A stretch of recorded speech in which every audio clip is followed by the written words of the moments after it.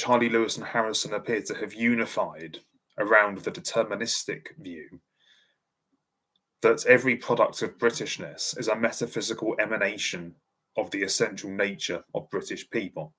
They haven't, of course, put it as esoterically as that, but that's the implication when they double down on the idea that Britain is a direct product of the contributions of British people. I also don't think they realise the deterministic implications either, but I'll leave that for now. I understand that this position is maybe tactical because they want to distance themselves from Reform's magic soil position on the ethnicity question, but I'm afraid their alternative conception of ethnicity is just as shallow. And this shallowness is evident in some of the online campaign materials, such as one that contains the sentence, "You're an Anglo-Saxon, acts like it." That would be fine if the party was named Restore England, but it isn't. It's Restore Britain. Native Britons of that time were literally being slain and having their villages ransacked by the men wearing those very helmets, which are being associated with Restore Britain in the digital advert / poster. Look, that's not a very good look when you're promoting what's supposed to be a unionist party, to be honest. Of course, it would have been probably prevented if some more senior personnel were overseeing what they were generating and what was being put out. But it happened, and it's made them look a bit silly, to be honest. But to a great extent, however, you can't blame them for getting this wrong, because ethnicity itself is actually quite hard to define. There is a never-ending debate concerning what Britain's soul or essential fabric is, of course, and it's never-ending because there are several angles through which you can understand it. But the one I find the most compelling and philosophically substantive is the view that the soul of a nation and its subsequent character is not something you can coerce into existence.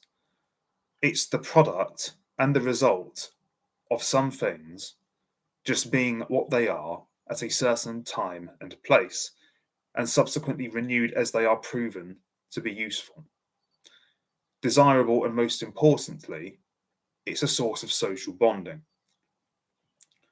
So Roger Scruton, in my opinion, does the best job of explaining it, other than Hegel, anyway. I won't say his name again, I promise. A nation, and by extension, an ethnicity, is not created by its subjects, at least not directly. Its subjects are merely emanations or participants in that soul and that nation's regeneration. A soul, and by extension, a nation's character, develops and evolves almost autonomously under a set of continuous geographical conditions that evolve gradually within a certain space at a certain time. Restore Britain's conception falls short because it omits the fact that DNA changes over time. It is itself shaped and perpetually transformed by one's social and geographical environment. It is possible, and has been possible since time began, for people from another place to become ethnically something else. But it takes time, a lot of time, and I mean potentially hundreds of years, perhaps even thousands. Not 10 years, not 20 years, hundreds, if not thousands of years. It's not something that can be forced. It's not something that can be legislated. It's not something that can be deduced to civic principles, as the Restore camp correctly says. But it's not something that can be deduced to skin colour or blood and soil either. All of the problems that Western European countries have faced are the result of integration being expected to happen too fast and involving too many people in too little time.